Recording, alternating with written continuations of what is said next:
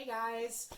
Thanks for joining us again for the next chapter of Harry Potter and the Sorcerer's Stone. We're getting ready to start chapter 4, so buckle up, here we go. At the end of our previous chapter, there was a loud booming noise, and someone was outside and knocking to come in. So we're getting ready to start chapter 4, The Keeper of the Keys. Boom! They knocked again. Dudley jerked awake. "Oh, where's the cannon?" he said stupidly. There was a crash behind them, and Uncle Vernon came skidding into the room. He was holding a rifle in his hands. Now they knew what he'd been hiding in that long, thin package he'd brought with them. "Who's there?" he shouted. "I warn you, I'm armed." There was a pause. Then, smash! The door was hit with such force that it swung clean off its hinges, and with a deafening crash landed flat on the floor. A giant of a man was standing in the doorway. His face was almost completely hidden by a long, shaggy mane of hair and a wild, tangled beard, but you couldn't make out his eyes, glinting like black beetles under all the hair. The giant squeezed his way into the hut, stooping so that his head just brushed the ceiling. He bent down, picked up the door, and fitted it easily back into its frame. The noise of the storm outside dropped a little.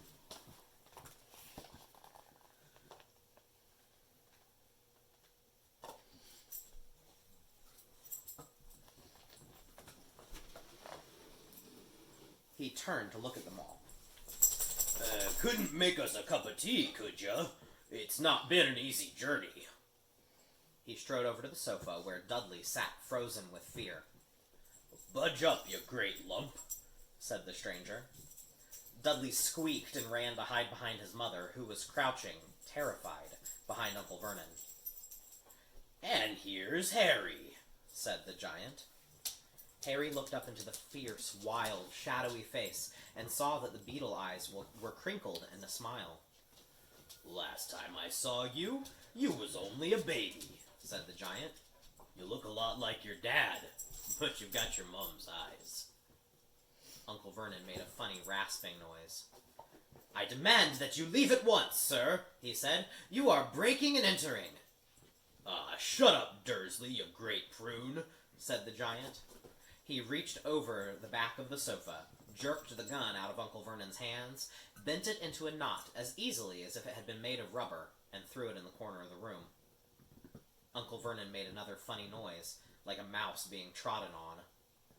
"Anyway, Harry," said the giant, turning his back on the Dursleys, "a very happy birthday to you. I got something for you here. I might have sat on it at some point, but it'll taste all right." From an inside pocket of his black overcoat, he pulled a slightly squashed box. Harry opened it with trembling fingers.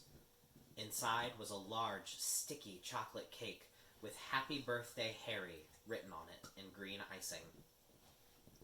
Harry looked up at the giant. He meant to say thank you, but the words got lost on the way to his mouth, and instead he said, "Who are you?" The giant chuckled. "True, I haven't introduced myself. Rubius Hagrid, keeper of keys and grounds at Hogwarts." He held out an enormous hand and shook Harry's whole arm. "What about that tea, then, huh?" he said, rubbing his hands together. "I'd not say no to something stronger if you got it, mind." His eyes fell on the empty grate where the shriveled crisp packets in it were, and he snorted. He bent down over the fireplace. He couldn't see what he was doing, but he drew back a second later, and there was a roaring fire there. It filled the whole damp hut with flickering light, and Harry felt the warmth wash over him, as though he'd sunk into a hot bath. The giant sat back down on the sofa, which sagged under his weight, and began taking all sorts of things out of the pockets of his coat. A copper kettle, a squashy package of sausages, a poker, a teapot, several chipped mugs, and a bottle of some amber liquid which he took a swig from before starting to make tea. Soon the hut was full of the sound and smell of sizzling sausage. Nobody said a thing while the giant was working, but as he slid the first 6 fat, juicy, slightly burnt sausages from the poker, Dudley fidgeted a little. Uncle Vernon said sharply. "Don't touch anything he gives you, Dudley." The giant chuckled darkly. "Your great puddin' of a son don't need fattening any more, Dursley. Don't worry." He passed the sausages to Harry, who was so hungry, and he'd never tasted anything so wonderful, but he still couldn't take his eyes off the giant. Finally, as nobody seemed about to explain anything, he said, "I'm sorry, but I still don't really know who you are." The giant took a gulp of tea and wiped his mouth with the back of his hand. "Call me Hagrid," he said. "Everyone does. And like I told you, I'm keeper of the keys at Hogwarts. You'll know all about Hogwarts, of course." No," said Harry. Hagrid looked shocked. "Sorry," Harry said quickly. "Sorry?" barked Hagrid, turning to stare at the Dursleys, who shrank back into the shadows. "It's them as should be sorry. I knew you weren't getting your letters, but I never thought you wouldn't even know about Hogwarts, for crying out loud. Did you never wonder where your parents learned it all?" "All what?" asked Harry. "All what?" Hagrid thundered. "Now wait just 1 second." He had leapt to his feet. In his anger, he seemed to fill the whole hut. The Dursleys were cowering against the wall. "Do you mean to tell me," he growled at the Dursleys, "that this boy, knows nothing about anything?" Harry thought this was going a bit too far. He'd been to school, after all, and his marks weren't bad. "I know some things," he said. "I can, do maths and stuff." But Hagrid simply waved his hand and said, "About our world, I mean. Your world. My world. Your parents' world." "What world?" Hagrid looked as if he were about to explode. "Dursley!" he boomed. Uncle Vernon, who had gone very pale, whispered something that sounded like... Hagrid stared wildly at Harry. "But you must know about your mom and dad," he said. "I mean, they're famous. You're famous." "What? My mom and dad weren't famous, were they?" You don't know. Hagrid ran his fingers through his hair, fixing Harry with a bewildered stare. "You don't know what you are?" he said finally. Uncle Vernon suddenly found his voice. "Stop!" he commanded. "Stop right there! Sir, I forbid you to tell the boy anything!" A braver man than Vernon Dursley would have quailed under the furious look Hagrid now gave him. When Hagrid spoke, his every syllable trembled with rage. "You never told him what was in the letter Dumbledore left for him? I was there. I saw Dumbledore leave it, Dursley, and you've kept it from him all these years?" "Kept what from me?" said Harry eagerly. "Stop! I forbid you!" yelled Uncle Vernon in panic. Aunt Petunia gave a gasp of horror. Go boil your heads, both of you," said Hagrid. "Harry, you're a wizard." There was silence inside the hut. Only the sea and the whistling wind could be heard. "I'm a what?" gasped Harry.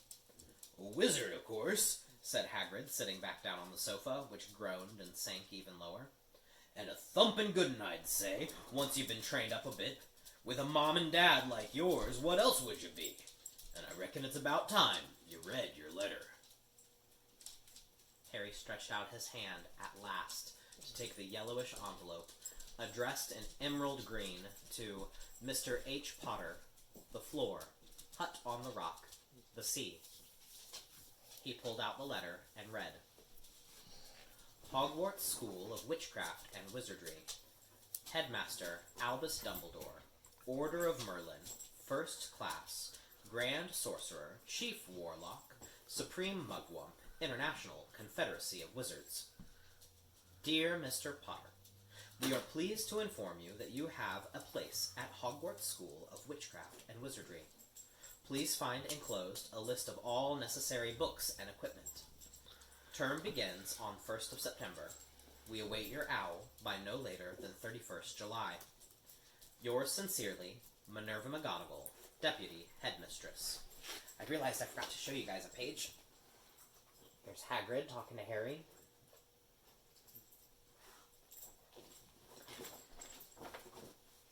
And I've got this funny looking owl here.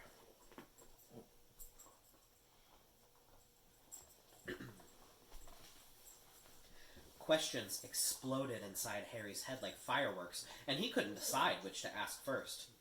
After a few minutes, he stammered, "What does it mean they await my owl?" "Oh, Galloping Gorgons, that reminds me," said Hagrid, clapping a hand to his forehead with enough force to knock over a cart horse, and from yet another pocket inside his overcoat, he pulled an owl, a real, live, rather ruffled-looking owl, a long quill, and a roll of parchment. With his tongue between his teeth, he scribbled a note which Harry could read upside down. Dear Mr. Dumbledore, given Harry his letter, taking him to buy his things tomorrow. Weather's horrible. Hope you're well. Hagrid. Hagrid rolled up the note, gave it to the owl, which clamped it in its beak, went to the door, and threw the owl out into the storm. Then he came back and sat down as though this was as normal as talking on the telephone. Harry realized his mouth was open, and he closed it quickly. Where was I?" said Hagrid, but at that moment Uncle Vernon, still ashen-faced but looking very angry, moved into the firelight. "He's not going," he said. Hagrid grunted. "I'd like to see a great muggle like you stop him," he said. "A what?" said Harry, interested. "A muggle," said Hagrid. "It's what we call non-magic folk like them. And it's your bad luck you grew up in a family of the biggest muggles I ever laid eyes on." "We swore when we took him in we'd put a stop to that rubbish," said Uncle Vernon. "Swore we'd stamp it out of him. Wizard, indeed." "You knew," said Harry. "You knew I'm a wizard?" "Knew?" shrieked Aunt Petunia suddenly. "Knew? Of course we knew. How could you not be, my dratted sister being what she was? Oh, she got a letter just like that, and disappeared off to that school, and came home every holiday with her pockets full of frog spawn, turning teacups into rats. I was the only one who saw her for what she was. A freak. But for my mother and father, oh no, it was Lily this and Lily that. They were proud of having a witch in the family." She stopped to draw a deep breath, and then went ranting on. It seemed as if she'd been wanting to say this for years. "Then she met that Potter at school, and they left and got married and had you, and of course I knew you'd be just the same, just as strange, just as abnormal. And then, if you please, she went and got herself blown up, and we got landed with you." Harry had gone very white. As soon as he found his voice, he said, "Blown up? You told me they died in a car crash." "Car crash?" roared Hagrid, jumping up so angrily that the Dursleys settled back to their corner. "How could a car crash kill Lily and James Potter? It's an outrage! A scandal!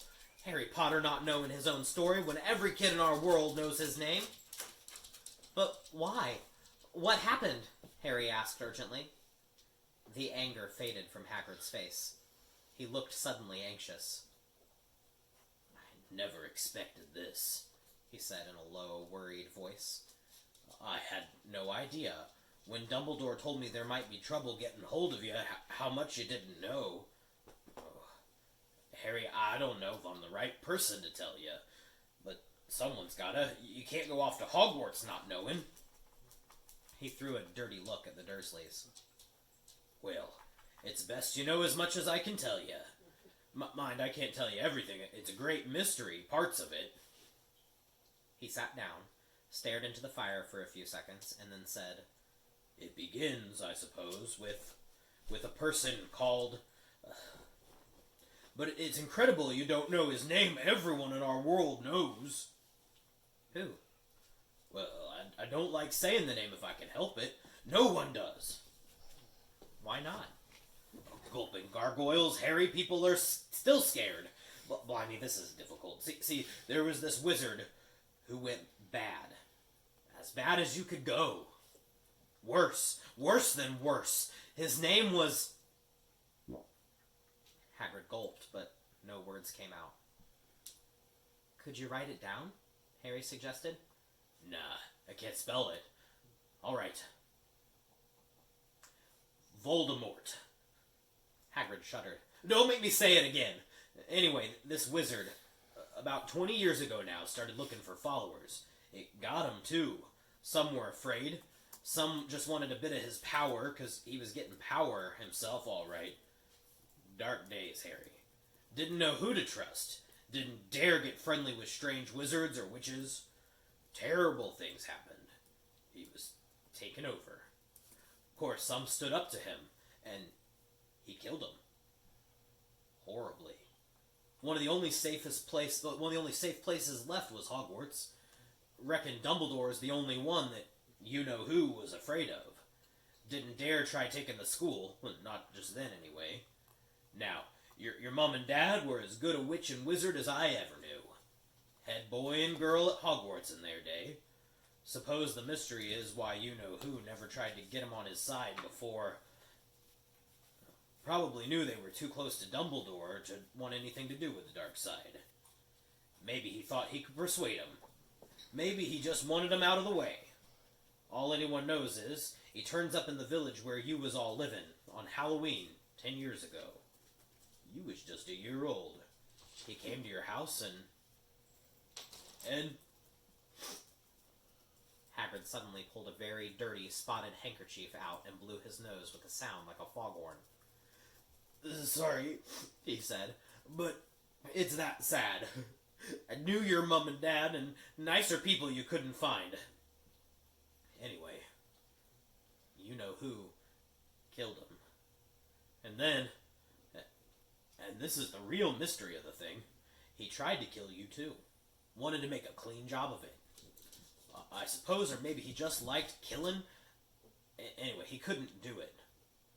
Never wondered how you got that mark on your forehead? That was no ordinary cut. That's what you get from a powerful evil curse touches you. Took care of your mom and dad and your house even, but it didn't work on you. And that's why you're famous, Harry. No one's ever lived after he decided to kill him. No one except you. And he'd killed some of the best witches and wizards of the age. The McKinnons, the Bones, the Pruitts, and you was only a baby. And you lived. Something very painful was going on in Harry's mind. As Hagrid's story came to a close, he saw again the blinding flash of green light more clearly than he'd remembered it before. And he remembered something else. For the first time in his life, a high, cold, cruel laugh. Hagrid was watching him sadly. I took you from the ruined house myself on Dumbledore's orders. Brought you to this lot. A load of old tosh, said Uncle Vernon. Harry jumped. He'd almost forgotten that the Dursleys were there. Uncle Vernon certainly seemed to have gotten back his courage. He was glaring at Hagrid, and his fists were clenched. There's the picture of the Dursleys.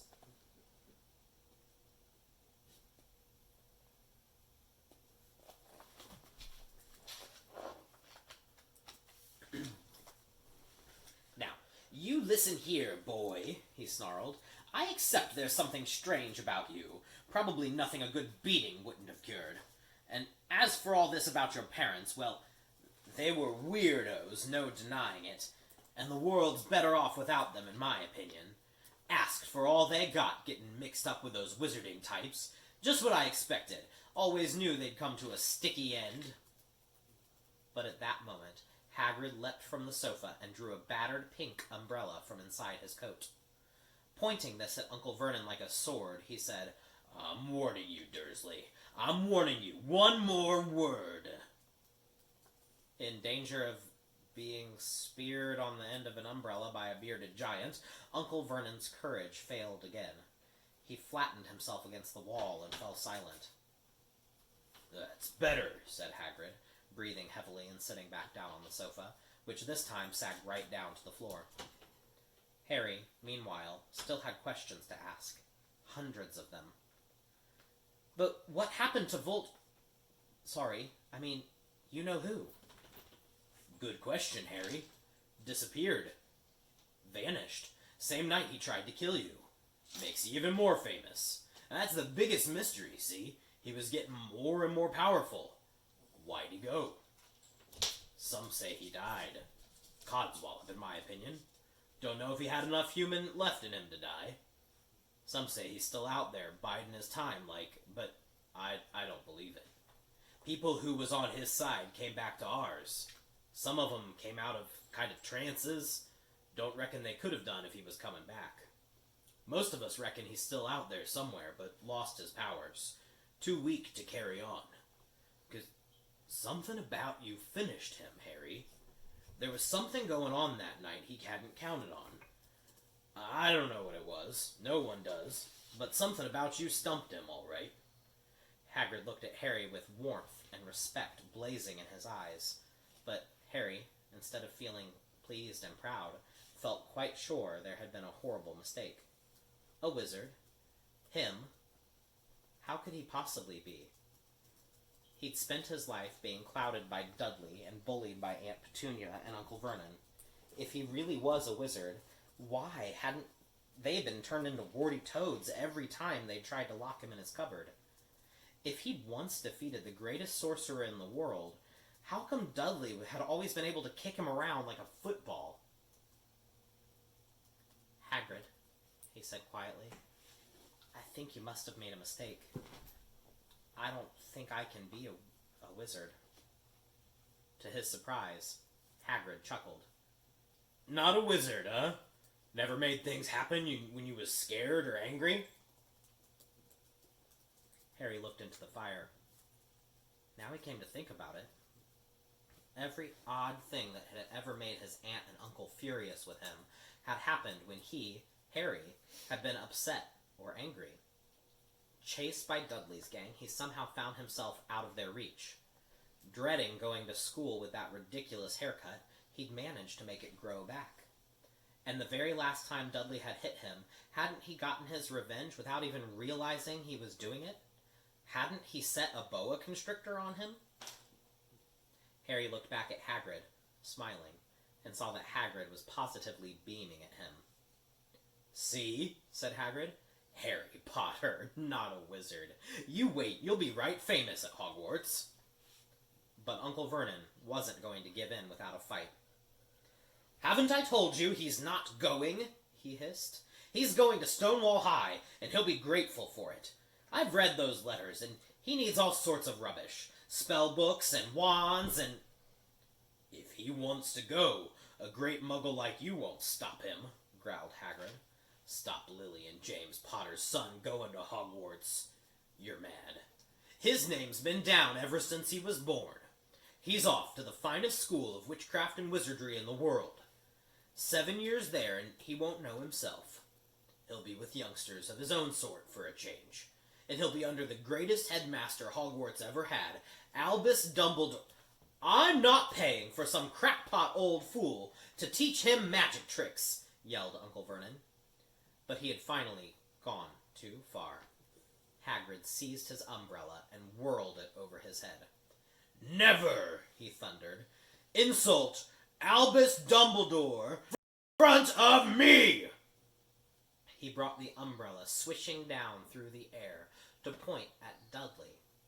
There was a flash of violet light, a sound like a firecracker, a sharp squeal, and next second, Dudley was dancing on the spot with his hands clasped over his fat bottom, howling in pain. When he turned back on them, Harry saw a curly pig's tail poking through the hole in his trousers.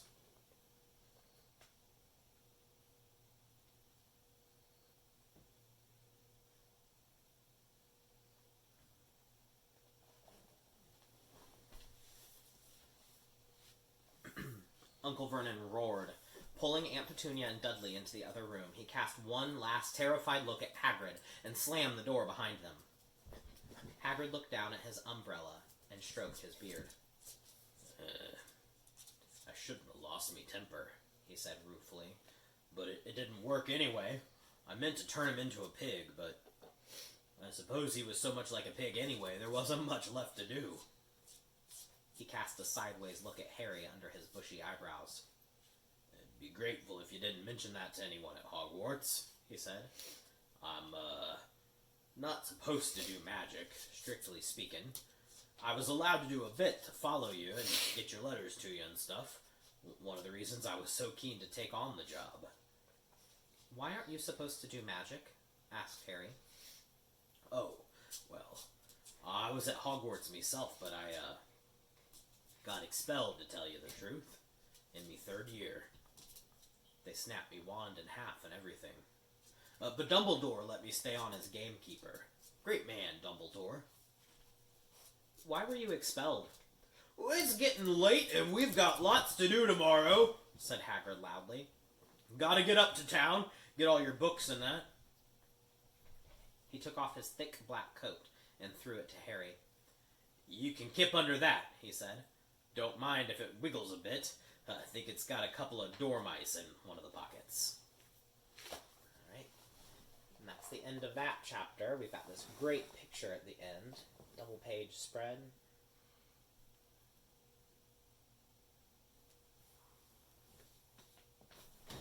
Alright, thanks for joining us. We'll see you soon.